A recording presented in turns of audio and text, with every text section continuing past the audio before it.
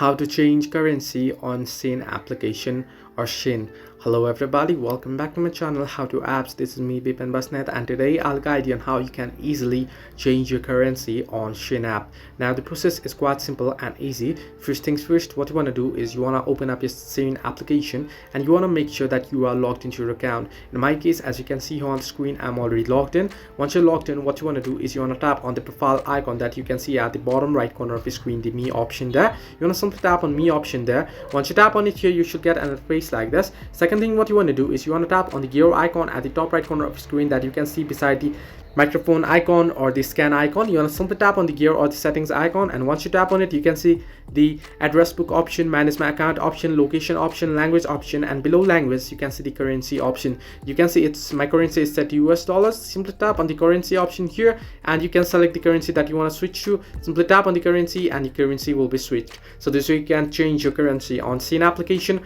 Hope this helped you. Do like and subscribe, and do not forget to leave a comment down below if you have any further issues.